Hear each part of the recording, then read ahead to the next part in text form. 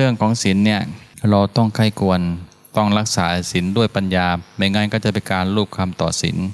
การลูบคำต่อศีลก็คือไม่เข้าถึงเนื้อแท้ของศีลอย่าไปทุกข์เพราะการถือศีลอย่าไปทุกข์เพราะการปฏิบัติ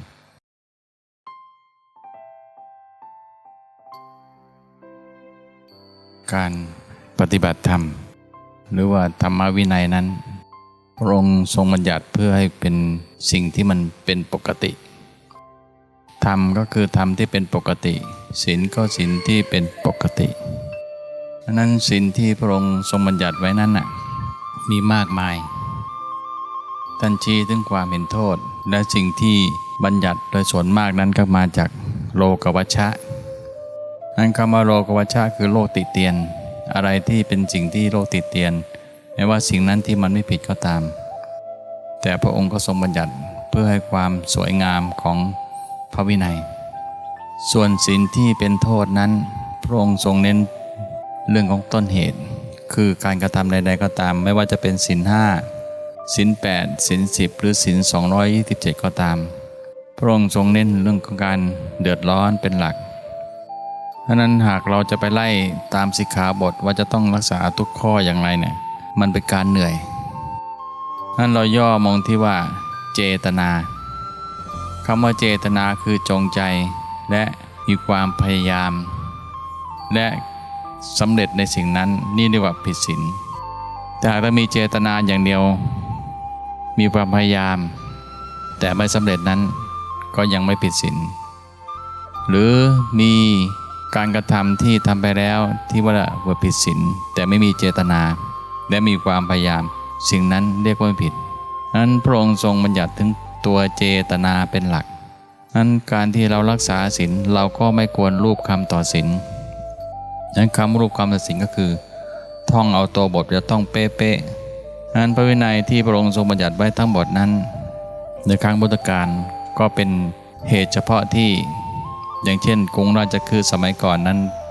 พระภิกษุไปลงอาบน้ำร้อนบ่อที่เป็นของพระมหากษัตริย์ไปทุกวันจนกษัตริย์มานั่งรอแล้วก็ไม่ได้ส่งน้ำกษัตริย์จึงไปฟ้องพระพุทธเจ้าพระเจ้าจึงบัญญัติว่าต่อไปนี้พระภิกษุจะต้องอาบน้ำ15 วัน1 ครั้งและวินัยนั้นก็ไม่ได้ถูกแก้ไขก่อนที่พระองค์จะนิพพานพระองค์ก็บอกให้อานนท์แก้ไขแต่ไม่มีพระองค์ไหนที่จะแก้ไขในบัญญัติของพระองค์อันนั้นเรื่องของศีลเนี่ยเราต้องใคร่ควรต้องรักษาศีลด้วยปัญญาไม่งั้นก็จะเป็นการลูบคำต่อศีลคำลูบคำต่อศีลก็คือไม่เข้าถึงเนื้อแท้ของศีลอย่างวินัยบางข้อเนี่ยพระภิกษุผ้าของเขียวก็คือถอนรากถอนโคนหรือไปตัดกิ่งอะไรก็ตามต้องเป็นอาบัติปาจิตตีพระองค์ทรงหมายถึงในครั้งนั้นพระภิกษุทั้งหลายเดินไปตามไร่ตามนาเขาไปทำลายพืชผักเขาพระองค์จะบัญญัติว่านั่นน่ะคือต้นเหตุแต่พระองค์ก็บัญญัติด้วยว่าพระภิกษุที่จำพรรษาอยู่ในป่าต้องทำกันทางไฟไว้รอบกุฏิถ้าไม่ทำภิกษุนั้นจะต้องอาบัติปาจิตตีนั่นแสดงว่าผ้าของเขียวมันผ้าเพื่ออะไรผ้าเพื่อความเดือดร้อนของชาวบ้านถ้าผ้าเพื่อความประอยู่ที่เรียบง่ายที่มันสมควรแก่เหตุสิ่งนั้นก็ไม่ผิดนั้นจะเป็นการลูบคำต่อศีลไม่แตกต่างอะไรกับเถรทรงบาตรคำว่าเถรทรงบาตรหมายถึงว่าสมัยก่อนนั้นมีพระต้นบัญญัติคือท่านทรงบาตรทุกครั้งเวลาล้างบาตรเสร็จท่านจะทรงบาตรให้มองดูที่แดดว่ามันมีรูรั่วรูอะไรหรือเปล่าเพื่อจะได้อุดจะได้ยาจะได้เปลี่ยนนั่นคือความหมายที่ถูกแต่หลังๆมาเห็นอาจารย์ทำอย่างนั้นลูกศิษย์ก็ยกบาตรขึ้นดูก็ไม่รู้ว่าดูเพื่ออะไรก็ยกกันมาตลอดนั่นเรียกว่าเถรทรงบาตรจึงไม่รู้ว่าต้นบัญญัติว่าอาจารย์นั้นยกเพื่ออะไรการรักษาธรรมวินัยก็เหมือนกันสิ่งใดที่ทำให้เกิดความเดือดร้อนกับตัวเองและผู้อื่นหรือว่าเป็นโลกวัชชะสิ่งนั้นให้เราควรเว้นแม้ว่าจะไม่มีอยู่ในบทบัญญัติสิกขาก็ตามเราก็ต้องรักษาเพื่อความงดงามของพุทธศาสนา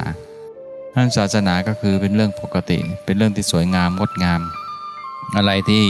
เป็นโลกวัชชะเราก็เลยเลี่ยงเสียแล้วศีลคือไม่ต้องมารักษาเยอะรักษาที่เจตนาตัวเดียวก็คือใจของเราเป็นหลักผมเคยพูดด้วยว่าศีลนั่นก็คือศีลควรรักษาข้อเดียวควรในที่นี้ก็คือเมื่อเราก่อนจะทำอะไรลงไปเราใคร่ควรก่อนถ้าการกระทำนั้น มีความเดือดร้อนอยู่ในการกระทำเช่นเราเดือดร้อนและคนอื่นเดือดร้อนเนี่ยสิ่งนี้ยิ่งไม่ควรถ้าทำไปแล้วเนี่ยเราไม่เดือดร้อนแต่คนอื่นเดือดร้อนก็ไม่ควรหรือทำแล้วคนอื่นเดือดร้อนเราไม่เดือดร้อนก็ไม่ควรแต่เมื่อทำไปแล้วดำริกิริยาการกระทำไปแล้วไม่มีใครเดือดร้อนทั้งเราและเขาสิ่งนี้ควรทำนั้นต้นบัญญัติก็คือพระองค์ทรงบัญญัติเพื่อความเดือดร้อนเป็นหลักอย่างชาวบ้านติเตียนโลโกชะก็เดือดร้อนให้ชาวบ้านเป็นกรรมแล้วศาสนาก็เศร้าหมองมัวหมองนั้นจึงเข้าใจว่าศีลก็คือเรื่องปกติอย่าไปรูปคำต่อศีลส่วนเรื่องของธรรมวินัยเรื่องพระวินัยเรื่องธรรมก็อันเดียวกันธรรมก็คือเรื่องปกติธรรมอย่างไรล่ะที่จะอยู่ปกติแห่งธรรมนั่นธรรมมันปกติอยู่แล้วของมันทำอย่างไรเราจะรู้ความปกติของมันเราก็ต้องเรียนรู้ธรรมที่มันเป็นปกติโดยที่ไม่ไปแก้ไขความปกติแห่งธรรมนั้นเคล็ดลับง่ายๆก็คือให้เรามาศึกษาตัวเราเองศึกษากายของเราศึกษาใจของเราเรียนรู้กายใจของเราให้เห็นความจริงว่ากายใจของเรามันกำลังเป็นอะไรอยู่มันกำลังแสดงอะไรอยู่กายมีกิริยาอย่างไรใจมีกิริยาอย่างไรอย่างนี้แหละที่เราควรจะต้องเรียนรู้มัน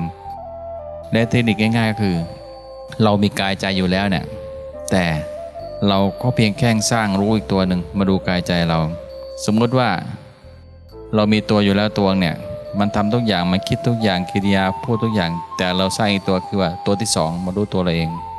อย่างนี้เรียกว่าการเรียนรู้ไม่ใช่ไปจมอยู่กับอาการถอยออกมาดูมันเมื่อเราถอยออกมาดูมันเราเห็นอาการที่มันแสดงทุกอย่างนั่นคือการเรียนรู้เพื่อเกิดความ